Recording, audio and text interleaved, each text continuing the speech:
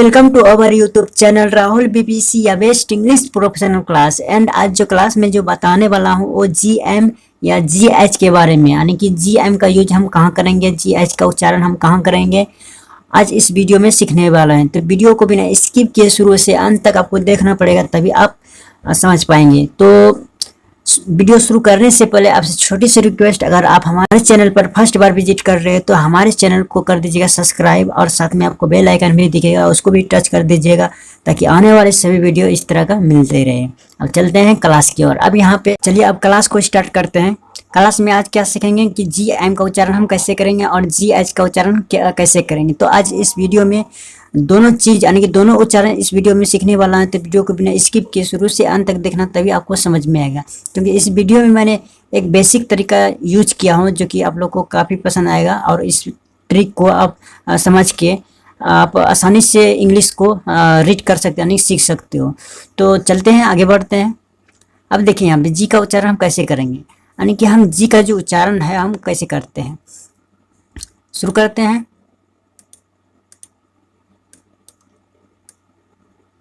यहाँ पे देखिए जी का उच्चारण कैसे करें। यहाँ पे कुछ मैंने यहाँ पे हेडिंग लिखा है जो कि आप पढ़ सकते हैं या स्क्रीनशॉट लेकर इसको रख सकते हो, बाद में पढ़ सकते हैं। लेकिन मैं अभी जो यहाँ पे क्लास जो ले रहा हूँ मैं आपको यहाँ पे पढ़ के सुना देता हूँ कि यहाँ पे देखिए जब किसी वर्ड के अंत में यहाँ क्या कर रहा है, यहाँ पे हमेशा ध्यान में रखिए कि क्या ये हेडिंग बोल रहा है कि जब किसी वर्ड के अंत में जीएम यानी कि जीएम हो तो ऐसे शब्द में जी का उच्चारण नहीं किया जाता है। फॉर एग्जाम्पल में यहाँ पे देखिए एक वर्ड यहाँ पे लिए हैं आपको समझाने के लिए, यहाँ पे दो वर्ड लिए आपको समझाने के लिए ताकि आप लोग को कोई दिक्कत ना हो। चलिए यहाँ पे देखिए क्या है, PARADIGM। यहाँ पे इसको हम क्या पढ़ेंगे, पर डाइम। क्या पढ़ेंगे इसको, पर डाइम। हमें जी का उच्चारण नहीं करना है, यानी कि जी का इसमें जो उच्चारण है नहीं आ रहा है, साइलेंट है। तो हमें यहाँ पे कहीं ना कहीं वही है जो कहने का अर्थ वही है जो कि मैंने यहाँ पे हेडिंग में लिखा है कि जब किसी वर्ड के अंत में अगर जीएम हो तो ऐसे शब्द का उच्चारण यानी कि जी का उच्चारण नहीं होता है। फॉर एग्जाम्पल में यहाँ पे क्या है, पर डाइम। अब यहाँ पे देखिए पर डाइम जो वर्ड है यानी कि साउंड जो निकल के आ रहा है पर डाइम, वहाँ पे कहीं ना कहीं जी का उच्चारण नहीं हो रहा है, यानी कि जी साइलेंट है, हमेशा ध्यान में रखिएगा। अब यहाँ पे पर डाइम मतलब क्या होता है। अब यहाँ पे देखिए पर डाइम शब्द बन के तैयार हो गया। क्या है, अब यहाँ पे देखिए पर डाइम क्या है, इस शब्द बन के तैयार हो गया। अब इसका मतलब हमें समझना है। यहाँ पे मैंने कुछ मीनिंग्स डाल दिए हैं ताकि आप लोग को और आसान लगे समझने में। तो यहाँ पे देखिए पर डाइम मतलब क्या होता है, मिसाल।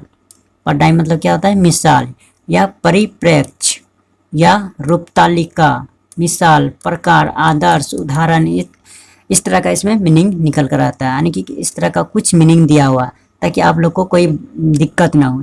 इस चीज़ को आप लोग याद कर रख सकते हो। राइट, अब यहाँ तक समझ में आ गया, कोई दिक्कत नहीं। अब चलते हैं नेक्स्ट वर्ड पे।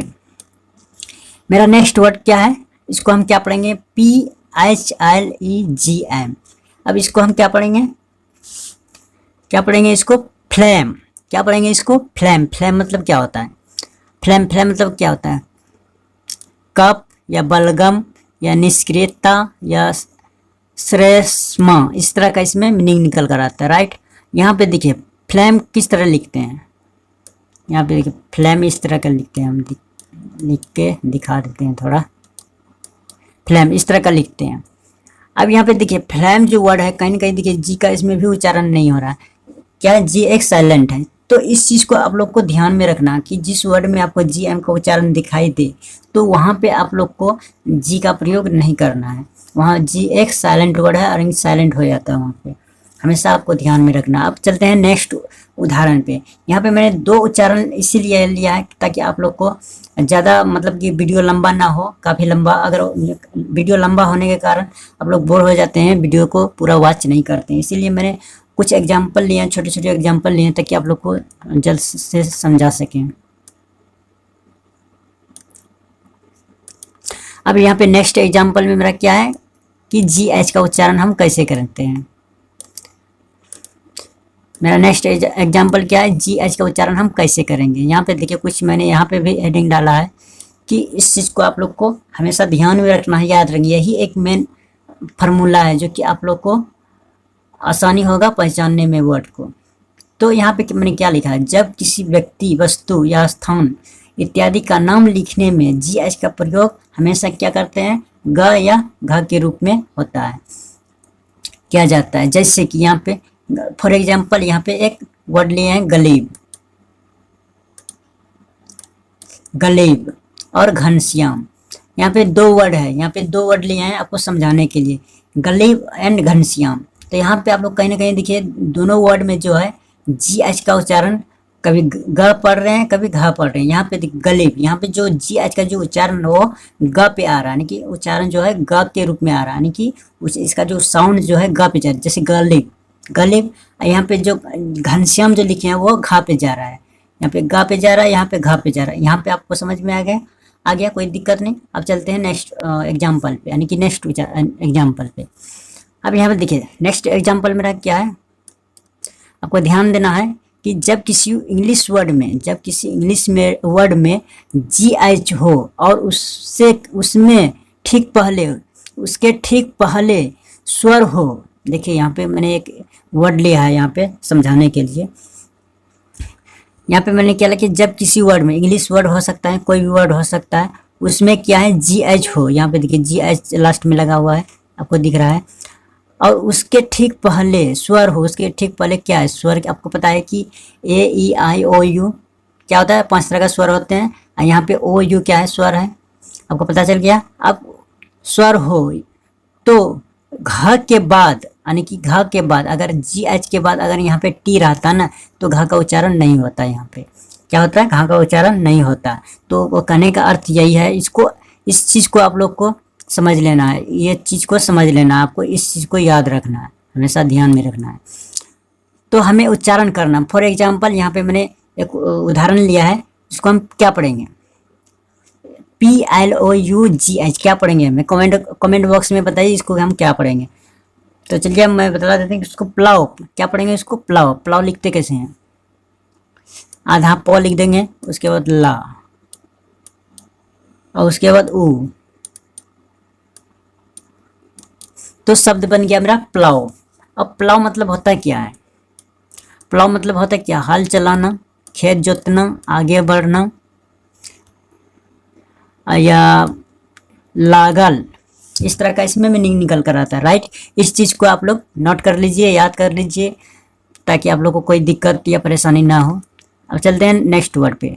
अब यहाँ पे देखिए जो हम बोल रहे थे वही हम यहाँ पे देखने वाले हैं। क्या बोल रहे थे हम कि GH के बाद अगर T हो तो GH के उपरांत अगर T हो तो उसका GH का उच्चारण नहीं किया जाता है। यहाँ पे देखिए नाइट, इसको हम क्या पढ़ते हैं, नाइट। अब यहाँ पे नाइट जो है वो कहीं ना कहीं GH साइलेंट वर्ड है, GH साइलेंट वर्ड क्या है, साइलेंट वर्ड है, यानी कि यहाँ पे देखिए GH का जो उच्चारण है वहाँ पे नहीं हो रहा है, हमेशा आपको ध्यान में रखना है। अब इसको हम क्या पढ़ेंगे, नाइट, इस तरह का नहीं पढ़ना है, नाइट नहीं पढ़ना, यानी घान नहीं लगाना है, नाइट में हमेशा नाइट ही लगाना है, NIGHT क्या बोलेंगे इसको, नाइट। ये परफेक्ट वर्ड, शुद्ध वर्ड हुआ नाइट। और नाइट मतलब क्या होता है, रात, रात्रि, शाम, इस तरह का इसमें मीनिंग निकल कर आता है। यहाँ तक आप लोग क्लियर हैं, कोई दिक्कत नहीं। अब समझते हैं तीसरा वर्ड को। हम तीसरा वर्ड में हम क्या लिखे हैं, नेवर, क्या पढ़ेंगे इसको, नेवर। यहाँ पे देखिए नेवर जब हम पढ़ते हैं तो वहाँ जी वाला जो GH का जो वहाँ पे लेटर दिख रहा है आपको यहाँ पे, तो उसका उच्चारण नहीं हो रहा है, तो GH का उच्चारण इसमें नहीं हो रहा है। जैसे नेवर, नेवर कैसे लिखते हैं, नेवर, नेवर, नेवर मतलब क्या होता है,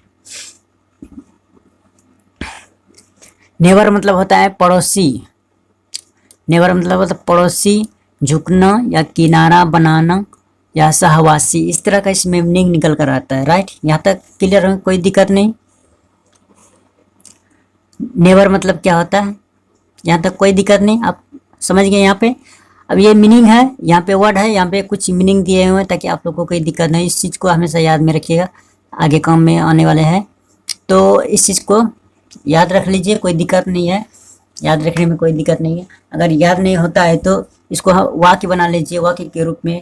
अगर हम एक ही वर्ड को हम 3-4 एग्जाम्पल के रूप में अगर वाक्य बनाएंगे, उसको ट्रांसलेट करेंगे, कहीं ना कहीं हमें याद करने से पहले यानी कि रटने से पहले उससे बेहतर है। मैं यही कहना चाहना। और जो चीज़ आप लोग पढ़ते हैं वो चीज़ अगर आज पढ़े अब कल भी उसको पढ़ना है, परसों भी उसको पढ़ना है। ये नहीं कि आगे पढ़ते गए पीछे भूलते गए, ऐसा नहीं करना है। तो यही टिप्स था यहाँ तक। तो यहाँ तक वीडियो कैसा रहा ज़रूर बताइएगा कमेंट करके। तब तक मिलते हैं अगले वीडियो में। जय हिंद।